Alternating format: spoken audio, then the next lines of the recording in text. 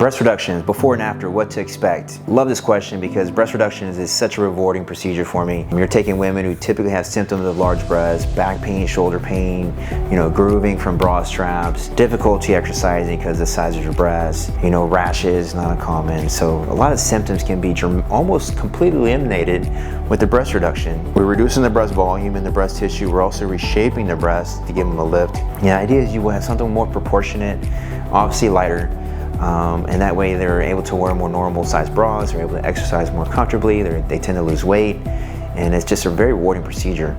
The before and afters is really, the before and after is usually typically very dramatic. I've never had a breast reduction patient that I've done that said my breasts are too small. That has never happened to me. I've done probably thousands now. The symptom relief is dramatic. I would say most patients are very happy with the outcomes.